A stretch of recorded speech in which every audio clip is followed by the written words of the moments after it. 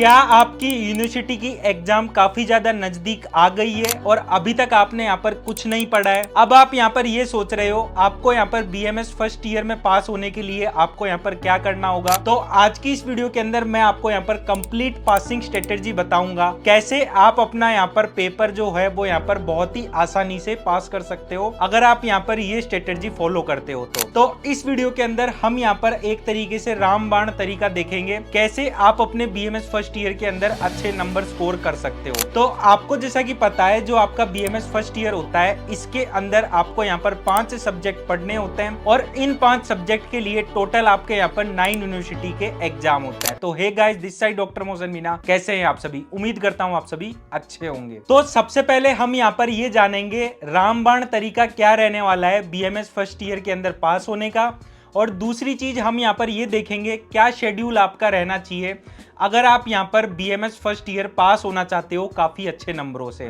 तो आइए एक एक करके चीजों को हम यहाँ पर समझना स्टार्ट करते हैं। तो आप यहाँ पर देख सकते हो जो आपका यहाँ पर बीएमएस फर्स्ट ईयर होता है इसके अंदर टोटल आपको यहाँ पर 5 तरीके ध्यान होने चाहिए। एक तरीके से आप यहाँ पर ये कह सकते हो ये 5 जो तरीके हैं अगर आप ये तरीके अपना लेते हो बहुत ही अच्छे तरीके से तो आप यहाँ पर बहुत अच्छे नंबर स्कोर कर सकते हो। सबसे पहला तरीका मैं आपको यहाँ पर बताता हूँ पास होने का। तो सबसे पहला तरीका है वो ये है, जो प्रीवियस ईयर के क्वेश्चन पेपर होता है इसके अंदर आपको यहाँ पर प्रीवियस 5 ईयर के क्वेश्चन पेपर करने पड़ेंगे। तो आपको यहाँ पर करना क्या है, प्रीवियस 5 ईयर के क्वेश्चन पेपर करने के साथ साथ में आपको यहाँ पर अगर उससे भी पहले के अगर कोई पेपर मिल रहे हैं 2017 तक के, इससे पहले वाले पेपर मत करना, 2017 से लेके अब तक के पेपर आपको यहाँ पर करने हैं, जिसके अंदर आपको यहाँ पर मेनली फोकस रखना है शॉर्ट आंसर क्वेश्चन के ऊपर और लॉन्ग आंसर क्वेश्चन के ऊपर। तो आप यहाँ पर देख सकते हो मैंने यहाँ पर आपको ये भी बताया है आपको यहाँ पर मॉडल पेपर नहीं करने हैं। मॉडल पेपर करने से एक तरीके से आपका यहाँ पर सिर्फ और सिर्फ टाइम वेस्ट होता है। आपको सिर्फ और सिर्फ अपनी यूनिवर्सिटी के पेपर करने हैं, जो यूनिवर्सिटी आपकी अब है और जो पहले थी 2017 तक के। एक चीज का आप यहाँ पर ध्यान रखना खास करके। फिर दूसरी चीज ये है, बहुत सारे स्टूडेंट्स पूछते हैं सर हमें क्या यहाँ पर एमसीक्यू प्रैक्टिस करनी चाहिए। तो एमसीक्यू प्रैक्टिस करने की आपको यहाँ पर बिल्कुल भी जरूरत नहीं है, क्योंकि ये एक तरीके से टाइम कंज्यूमिंग प्रोसेस होती है।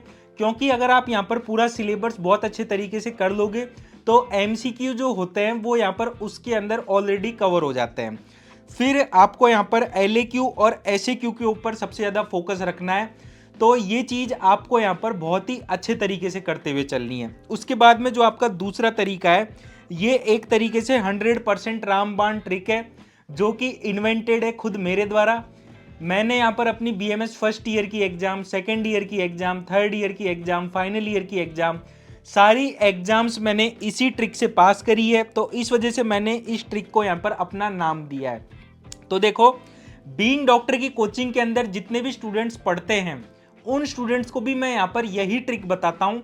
तो आज मैं यहाँ पर डिटेल में बताऊंगा आप अगर ये ट्रिक अपना लेते हो तो कैसे आप यहाँ पर पास हो सकते हो। तो आपको ये वीडियो ज़्यादा से ज़्यादा शेयर करना है अपने दोस्तों तक और ज़्यादा से ज़्यादा मेरी वीडियो को सब्सक्राइब करना है। अगर आपका प्यार और सपोर्ट इसी तरीके से बना रहेगा तो मैं आने वाले टाइम में और भी कुछ इस तरीके के टॉपिक्स लेकर आऊँगा आपके लिए। तो आप यहाँ पर देख सकते हो मैंने यहाँ पर बात करी है पॉइंट सिस्टम की। ये क्या पॉइंट सिस्टम रहता है ये हम यहाँ पर एक एग्जाम्पल के द्वारा समझते हैं। आप यहाँ पर ये सपोज कर लो यहाँ पर 2 टॉपिक है, जैसे कि टॉपिक नंबर 1 हो गया आपका लीवर और दूसरा टॉपिक हो गया आपका पैनक्रियास। एग्जाम्पल के तौर पर मैं आपको बता रहा हूँ। तो देखो जो टॉपिक 1 है वो आपकी एग्जाम के अंदर अब तक जितने भी आपने यहाँ पर यूनिवर्सिटी के पेपर देखे हैं उसमें यहाँ पर ये कितनी बार रिपीट हुआ है, 4 बार रिपीट हुआ है, जो आपने प्रीवियस 5 ईयर के क्वेश्चन पेपर देखे हैं उसके अंदर। और इसकी के साथ साथ आप यहाँ पर अगर पैनक्रियास देख रहे हो तो ये यहाँ पर लगभग 10 बार से भी ज़्यादा यहाँ पर रिपीट हुआ है। तो इससे आपको ये चीज़ पता लग जाती है आपके लिए यहाँ पर इम्पोर्टेंट क्या रहने वाला है। सबसे पहली चीज़ ये पता होनी चाहिए आपको। तो देखो कुछ टॉपिक्स यहाँ पर ऐसे होते हैं जो आपकी एग्जाम में कभी भी आपसे पूछे भी नहीं जाएंगे। अगर यहाँ पर आप एनाटॉमी के अंदर जॉइंट्स पढ़ते हो तो जॉइंट्स के अंदर मेनली जॉइंट्स कौन कौन से पूछे जाते हैं, shoulder joint, hip joint, knee joint और एंकल जॉइंट। और कभी पेपर ऑड आ गया तो टेम्पोरोमैंडिबुलर जॉइंट। इसके अलावा यहाँ पर आपसे कोई भी जॉइंट नहीं पूछा जाता है। बोन्स के अंदर भी यही चीज होती है, बोन्स के अंदर आपसे पूछ लेगा ह्यूमरस, फिर उसके बाद में ह्यूमरस के बाद में फ्यूमर, फिर इसके बाद में scapula, sternum, clavicle, year ossicles. ये जो बोन्स होती है सबसे ज्यादा रिपीट होती है। अगर ऑड पेपर आया तो इसके अंदर आपसे यहाँ पर मैंडिबल पूछ लेगा, हिप बोन पूछ लेगा, इसके बाद में जो एटलस और एक्सिस होती है वर्टिब्रे वो पूछ लेगा। तो आपको यहाँ पर करना क्या है, जो चीजें यहाँ पर ज्यादा रिपीट हुई है ना उसके ऊपर मेनली फोकस रखना है, क्योंकि देखो एग्जाम को यहाँ पर कम टाइम है तो ज्यादा चीजें अपने को वैसी पढ़नी है जिनकी आने की यहाँ पर प्रोबेबिलिटी सबसे ज्यादा है। तो यहाँ पर आप देख सकते हो आपको यहाँ पर पेपर 1 के अंदर भी LAQ और SAQ को कैसे करना है, पॉइंट सिस्टम के तौर पर करना है। सारी चीजें आपको यहाँ पर पेजेस के अंदर निकाल लेनी है। दूसरे पेपर के अंदर भी आप यही तरीका अपनाओगे। अब यहाँ पर आप देखो जो LAQ होते हैं वो आपके यहाँ पर 10 मार्क्स के होते हैं, तो 4 LAQ आते हैं तो टोटल कितने मार्क्स हो गए, 40 मार्क्स हो गए। SAQ आपके यहाँ पर 5 नंबर के होते हैं, 8 SAQ होते हैं तो ये भी कितने हो गए, 40 मार्क्स के हो गए। तो आप यहाँ पर ये देख सकते हो जो 80% जो पेपर होता है ना वो SAQ और LAQ के ऊपर डिपेंडेंट होता है। इस वजह से मैंने आपसे कहा था आपको यहाँ पर MCQ की प्रैक्टिस बिल्कुल नहीं करनी है, क्योंकि वो एक तरीके से आपका टाइम ही कंज्यूम करेगा। आप वहां पर कुछ बेनिफिट लेकर नहीं जाओगे वहां पर, क्योंकि 20 नंबर से आप पास नहीं होगे, लेकिन आप यहाँ पर 80 नंबर से जरूर पास होगे।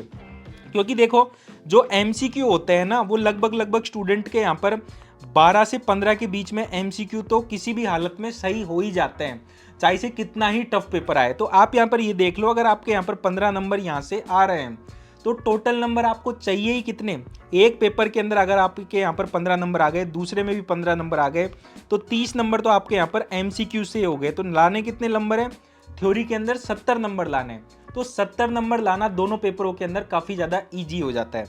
तो ये चीज़ आपको यहाँ पर ध्यान रखनी है। फिर उसके बाद में जो तीसरा तरीका होता है, इसके अंदर आपको यहाँ पर ये ध्यान रखना है, जो आयुर्वेदा और जो मॉडर्न एक्सपेक्ट होता है ये आपको बहुत ही अच्छे तरीके से एग्जाम के अंदर लिख कर आना होता है। ये मैं आपको यहाँ पर एक एग्जाम्पल के तौर पर समझाता हूँ।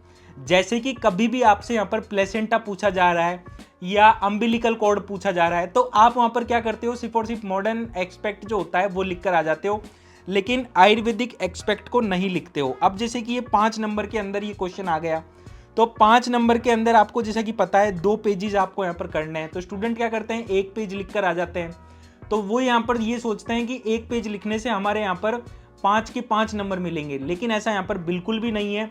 आपको यहाँ पर मॉडर्न एक्सपेक्ट के साथ साथ आप अगर यहाँ पर आयुर्वेदिक एक्सपेक्ट लिखोगे तो एग्जामिनर के ऊपर यहाँ पर एक अच्छा इंप्रेशन पड़ता है और वो आपको यहाँ पर अच्छा नंबर देता है। 5 में से जैसे कि वो आपको 4 या 4.5 नंबर दे देगा अगर आप यहाँ पर आयुर्वेदिक प्लस मॉडर्न एक्सपेक्ट दोनों लिख कर आते हो। इसी के साथ यहाँ पर आपको जो बेसिक श्लोकाज होता है ना वो सारे आपको यहाँ पर याद होने चाहिए, और आपको यहाँ पर ये पता होना चाहिए कौन सा श्लोक आपको यहाँ पर कहाँ अप्लाई करना है।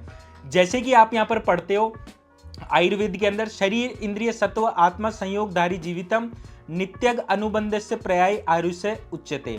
दूसरा श्लोक आप यहाँ पर पढ़ते हो, स्वस्थस्य स्वास्थ्य रक्षणम आतुरस्य विकार प्रशमंच। ये एम है आयुर्वेदा का। तो देखो ये जो श्लोक है ना ये आपको यहाँ पर ये पता होना चाहिए कहां पर आपको यहाँ पर अप्लाई करना है। जैसे कि पहला श्लोक मैंने आपको बताया, शरीर इंद्रिय सत्व, सत्व का मतलब मन, उसके बाद में आत्मा। अगर ये 4 टॉपिक आपको यहाँ पर एग्जाम में लिखने को आते हैं, मन जो होता है वो आप यहाँ पर क्रिया शरीर के अंदर भी पढ़ते हो और पदार्थ विज्ञान के अंदर भी पढ़ते हो, इसी तरीके से आप यहाँ पर आत्मा भी दोनों सब्जेक्ट्स के अंदर पढ़ते हो। तो दोनों सब्जेक्ट्स के अंदर जब कभी भी वो टॉपिक आएगा तो आप वहां पर ये श्लोक अप्लाई कर सकते हो। यही चीज आपको यहाँ पर समझनी है सबसे मेन। दूसरा श्लोक जो है, जो कि एम है आयुर्वेदा का, तो आप यहाँ पर कोई भी चीज एक्सप्लेन कर रहे हो, किसी भी व्याधि के बारे में आप यहाँ पर बता रहे हो, तो आप वहां पर ये बता सकते हो कि जो हमारा आयुर्वेद है वो ये कहता है कि जो स्वस्थ व्यक्ति होता है उसको स्वस्थ बनाए रखना और जो रोगी इंसान जो होता है उसको स्वस्थ करना, यही हमारे आयुर्वेद का उद्देश्य है, यही हमारे आयुर्वेद का एम है। इस चीज का आप यहाँ पर श्लोक लिख के डिस्क्रिप्शन भी इसका आप यहाँ पर लिख सकते हो, कहीं पर भी जहां पर भी आपको यहाँ पर ये लग रहा है आपको वहां पर कुछ भी नहीं आता है और आपको कुछ कॉमन चीजें लिखनी है, वहां पर आप ये श्लोक जो होते हैं वो अप्लाई कर सकते हो, जो कि आप यहाँ पर BMS फर्स्ट ईयर के अंदर पढ़ते हो और यही श्लोक आपको यहाँ पर BMS फर्स्ट ईयर से लेके लास्ट ईयर तक आपको ये श्लोक काम आने वाले हैं। उसके बाद में जो आपका चौथा तरीका होता है पास होने का, वो होता है मार्क्स डिस्ट्रीब्यूशन। मार्क्स डिस्ट्रीब्यूशन एक बहुत ही इंपॉर्टेंट चीज है। यहाँ पर आप देख सकते हो जो 5 मार्क्स का जो क्वेश्चन आता है, इसके अंदर आपको यहाँ पर 2 पेज करने होते हैं, 10 मार्क्स के अंदर 4 पेज। तो यहाँ पर आप देख सकते हो जो डायग्राम होता है वो आपको, उसके लिए यहाँ पर आपको अलग से 1 पेज लिखना होता है। अब बहुत सारे स्टूडेंट्स क्या करते हैं, 5 मार्क्स के अंदर 3 पेज लिख देंगे, 4 पेज लिख देंगे, लेकिन वो सेंसलेस चीजें, वर्थ इट नहीं है। आपको यहाँ पर जो मार्किंग स्कीम है, जो मार्क्स डिस्ट्रीब्यूशन है, वो आपको यहाँ पर समझना होगा। 5 नंबर के अंदर आपको यहाँ पर मैक्सिमम से मैक्सिमम 2 ही पेज भरने हैं, और 10 नंबर का जब क्वेश्चन आएगा तो उसके अंदर मैक्सिमम से मैक्सिमम 4 पेज भरने हैं। अगर उसके अंदर डायग्राम पूछा गया है तो आप वहां पर अलग से 1 पेज ऐड कर देना। तो ये हो गया आपका यहाँ पर चौथा तरीका। उसके बाद में अगर हम 5वें तरीके की बात करें तो यहाँ पर आपको राइटिंग प्रैक्टिस होनी चाहिए। राइटिंग प्रैक्टिस इस वजह से होनी चाहिए क्योंकि आपको यहाँ पर आंसर शीट के अंदर 20 से 30 पेज भरने होते हैं। मिनिमम से मिनिमम आपको यहाँ पर 25 से 30 पेज तो भरने ही भरने हैं। तो टाइम मैनेजमेंट बहुत ही इंपॉर्टेंट चीज़ है, क्योंकि यहाँ पर आपको सिर्फ और सिर्फ 3 घंटे मिलते हैं। तो आप यहाँ पर ये मानकर चलो 5 मिनट के अंदर आपको यहाँ पर 1 पेज भरना होता है। तो ये जो प्रैक्टिस है ना, ये आपको पहले से ही करनी होगी। इस चीज़ का आपको यहाँ पर ध्यान रखना है। अब आंसर शीट कैसे भरनी है ये भी मैं आपको यहाँ पर समझा देता हूँ। अब जैसा कि मैंने आपको बताया 10 मार्क्स के अंदर 4 पेज भरने हैं। तो यहाँ पर आप क्या करोगे, आंसर्स को सबसे पहले आप यहाँ पर पॉइंट फॉर्म में लिखोगे। जहाँ पर आपको कुछ नहीं आता है वहाँ पर आप चीज़ों को पैराग्राफ फॉर्म में लिखोगे। शुरुआत में ही चीज़ों को आपको यहाँ पर पैराग्राफ फॉर्म में नहीं लिखना है, क्योंकि जो मार्क्स होते हैं वो अच्छे नहीं मिलते हैं पैराग्राफ फॉर्म में लिखने से। फिर तीसरी चीज़ है टेबल बनानी। ज़्यादा से ज़्यादा किसी भी चीज़ की टेबल आती है वो आपको यहाँ पर बना के आनी है, और उसी टेबल को आप यहाँ पर नीचे की तरफ पैराग्राफ फॉर्म में एक्सप्लेन कर सकते हो। आप किसी भी चीज़ का यहाँ पर फ्लो चार्ट बना सकते हो, और उसी फ्लो चार्ट को आप यहाँ पर नीचे की तरफ डिस्क्रिप्शन के तौर पर उसे समझा सकते हो डिटेल में। ये जो छोटी छोटी चीज़ें होती है ना, ये बहुत ही ज़रूरी होती है पास होने के लिए। फिर आपको यहाँ पर एक चीज़ और याद रखनी है, जो डायग्राम्स वगैरह होते हैं वो आपको यहाँ पर नीट एंड क्लीन रखना है, और लेबलिंग करके आनी है आपको यहाँ पर डायग्राम्स की। तो ये थे यहाँ पर 5 तरीके। अब मैं आपको यहाँ पर क्या करता हूँ, शेड्यूल भी बता देता हूँ। क्या शेड्यूल आपको यहाँ पर रखना होगा जब कभी भी आपकी यहाँ पर यूनिवर्सिटी की एग्जाम आती है तब। तो देखो पासिंग स्ट्रेटेजी क्या होनी चाहिए ये मैं आपको बताता हूँ। तो आपको जैसा कि मैंने बताया यहाँ पर 5 सब्जेक्ट के आपके यहाँ पर एग्जाम लगेंगे, जिसके लिए आपको यहाँ पर टोटल 9 यूनिवर्सिटी के एग्जाम देने हैं। तो यहाँ पर देखो जो फर्स्ट वीक जो रहेगा इसके अंदर आपको यहाँ पर रचना शरीर और एनाटॉमी पढ़ना है। सेकेंड वीक में आपको यहाँ पर क्रिया शरीर या फिजियोलॉजी पढ़ना है। थर्ड वीक के अंदर आपको यहाँ पर पदार्थ विज्ञान और संहिता अध्ययन 1 के अंदर जो चरक संहिता के 12 चैप्टर होते हैं वो, और अष्टांग हृदयम के 15 चैप्टर होते हैं वो आपको यहाँ पर पढ़ने हैं। और जो आपका फोर्थ वीक रहेगा इसके अंदर आपको यहाँ पर संस्कृत के साथ साथ आपको यहाँ पर आयुर्वेद इतिहास लेकर चलना है। तो देखो ये जो 4 वीक है ना, 4 वीक का मतलब हो गया 1 महीना। 1 महीना तो मिनिमम से मिनिमम आपको यहाँ पर चाहिए ही चाहिए। अब देखो जिन सब्जेक्ट्स के यहाँ पर 2 पेपर लगने वाले हैं, तो आप यहाँ पर ये मानकर चलो जो पेपर 1 का जो रिवीजन है ना, जो कंप्लीट पोर्शन है वो आपका यहाँ पर 3 दिन में हो जाना चाहिए। पेपर 2 का यहाँ पर 3 दिन में हो जाना चाहिए, और जो रिवीजन है उसके लिए यहाँ पर आपको 1 दिन अलग से देना पड़ेगा। तो जब कभी भी यहाँ पर आपकी एग्जाम आएगी ना, तो यहाँ पर आप क्या हो जाओगे, मेंटली प्रिपेयर हो जाओगे एक तरीके से। इस चीज का आपको यहाँ पर ध्यान रखना है। उसके बाद में यहाँ पर ये चीज तो आपने देख ली। उसके बाद में बहुत सारे स्टूडेंट्स का फियर रहता है संस्कृत से। तो बेस्ट वे क्या है संस्कृत का पास होने का, ये मैं आपको बताता हूँ। तो देखो जो पेपर 1 जो होता है ये बहुत ज़्यादा हार्ड होता है, लो स्कोरिंग होती है इसके अंदर स्टूडेंट की, क्योंकि इसके अंदर संस्कृत ग्रामर जो होती है वो स्टूडेंट को यहाँ पर काफ़ी ज़्यादा टफ लगती है, क्योंकि यहाँ पर आपको शब्द रूप, धातु रूप, इसी के साथ साथ आपको यहाँ पर कारक, समास, संधि, संज्ञा, प्रत्याहार, महेश्वरी सूत्र, ये सारी चीज़ें आपको यहाँ पर पढ़नी होती है। तो देखो जो शब्द रूप, धातु रूप जो होते हैं वो स्टूडेंट्स को यहाँ पर याद नहीं होते हैं। तो इसके लिए मैं आपसे यहाँ पर यही कहूँगा, जो भी टॉपिक्स आपके यहाँ पर बहुत अच्छे तरीके से तैयार हो गए हैं उनको आपको यहाँ पर अच्छे तरीके से तैयार कर लेने हैं। अब देखो यहाँ पर 20 नंबर के तो MCQ आएंगे पेपर 1 के अंदर। तो 20 में से आप यहाँ पर ये मानकर चलो 15 मार्क्स भी अगर आपके यहाँ पर MCQ में आ जाते हैं, तो थ्योरी के अंदर आपको लगभग यहाँ पर 20 से 30 नंबर लेकर आने हैं। जो पेपर 1 जो होता है ना, आप कितना ही अच्छा देकर आ जाओ, 40 या 45 नंबर से ज़्यादा नहीं आते हैं। अगर हार्ड चेकिंग हुई ना तो आप ये मानकर चलो 35 से 40 नंबर आते हैं। तो कंप्लीट जो डिपेंडेंसी होती है ना वो पूरी पूरी पेपर 2 के ऊपर आ जाती है। अब जो ये पेपर 2 जो है ये क्या है, हाई स्कोरिंग है, क्योंकि यहाँ पर निरुक्ति और पर्याय ये आप आयुर्वेद में पढ़ चुके हो, परिभाषा पदानी आयुर्वेद के हर एक सब्जेक्ट के अंदर आप यहाँ पर ये चीज पढ़े हो। अन्वय लेखनम जो होता है, अन्वय लेखनम के अंदर आपको यहाँ पर कुछ नहीं करना होता है, जो भी श्लोक यहाँ पर आया है उस श्लोक को आप यहाँ पर लिखोगे सबसे पहले। जो दूसरी स्टेज होगी उसके अंदर आप क्या करोगे, श्लोक को तोड़ तोड़ के उसका मीनिंग लिखोगे। जो तीसरी स्टेज होगी आप यहाँ पर क्या करोगे, पैराग्राफ फॉर्म में उसका मीनिंग लिख दोगे। यही हो गया आपका अन्वय लेखनम। फिर उसके बाद में जो चौथा है आपका वो है वेद के सुभाषित के 20 चैप्टर्स। इसके अंदर आपको सिर्फ और सिर्फ इंपॉर्टेंट श्लोकास जो होते हैं वही याद करने होते हैं सिर्फ और सिर्फ। ये चीज आपको यहाँ पर याद रखनी है और चैप्टर का यहाँ पर डिस्क्रिप्शन याद रखना है। इस चैप्टर के अंदर मेनली कौन कौन सी बातें यहाँ पर बताई गई है। फिर उसके बाद में जो पंचतंत्र की स्टोरीज आती है वो आपको यहाँ पर 5 स्टोरी याद रखनी है। उसके आगे का श्लोक और पीछे का श्लोक आपको यहाँ पर याद रखना है। आयुर्वेद इतिहास से यहाँ पर 20 MCQ आएंगे, तो 20 MCQ में आप यहाँ पर ये मानकर चलो अगर आपने यहाँ पर अच्छे से आयुर्वेद इतिहास को किया है तो यहाँ पर आपके 15 MCQ जो होंगे वो आपके यहाँ पर बहुत ही आसानी से सही हो जाएंगे। तो ये तो बता दिया मैंने आपको संस्कृत का पास होने का स्ट्रेटेजी। फिर उसके बाद में जो संहिता अध्ययन 1 है इसके अंदर आप PYQ कर लोगे तभी आपका बहुत आराम से ये निकल जाएगा पेपर। पदार्थ विज्ञान के अंदर पेपर 1 जो होता है वो इजी होता है लेकिन लेंदी होता है, स्कोरिंग होता है पेपर 1, लेकिन जो पेपर 2 होता है वो हार्ड होता है। तो यहाँ पर जो स्टूडेंट की स्कोरिंग होती है वो थोड़ी कम होती है, क्योंकि यहाँ पर जो प्रमाण वगैरह होते हैं ना वो स्टूडेंट को थोड़ा कम समझ में आते हैं। उसके बाद में क्रिया शरीर जो होता है वो इजी होता है, फिजियोलॉजी भी इजी होता है। फिजियोलॉजी मेनली आप यहाँ पर नीट की एग्जाम के अंदर जो आप पढ़े हो वही मेनली चीज़ें यहाँ पर रहती है, PYQ करने से ये चीज़ें हो जाती है। एनाटॉमी जो होता है वो लेंथी होता है, तो यहाँ पर आपको PYQ करने ही होंगे। और यहाँ पर मेनली जो किताबें हैं वो आपको यहाँ पर महेंद्र सिंह और दीपाली की किताब आपको यहाँ पर फॉलो करनी है। मॉडर्न पोर्शन के अंदर, आयुर्वेद पोर्शन के अंदर आप यहाँ पर नोट्स वगैरह फॉलो कर सकते हो। और इसी के साथ सबसे लास्ट में मैं आपको एक पॉइंट बताना चाहता हूं, जिसके अंदर मैं आपको यहाँ पर ये बताना चाहता हूं, एग्जाम के अंदर आपको यहाँ पर बिल्कुल भी बीडी चौरसिया और शंभुलिंगम से नहीं पढ़ना है।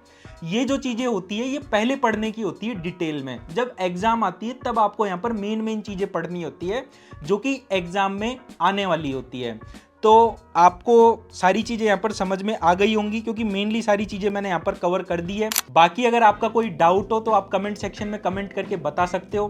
बाकी कोई स्टूडेंट अगर ऐसा है जो क्रैश कोर्स या ऑनलाइन कोचिंग ज्वाइन करना चाहता है तो वो हमारा बीइंग डॉक्टर ऐप डाउनलोड करके हमारी क्लासेस वगैरह देख सकता है। डिस्क्रिप्शन बॉक्स में मैंने यहाँ पर अपनी टीम का हेल्पलाइन नंबर भी दिया हुआ है, जहां पर जाकर आप हमारी टीम को रीच आउट भी कर सकते हैं। बाकी इसी तरीके की वीडियोस पाते रहने के लिए आप हमारे चैनल बीइंग डॉक्टर को सब्सक्राइब करें। थैंक यू दोस्तों मेरी वीडियो देखने के लिए।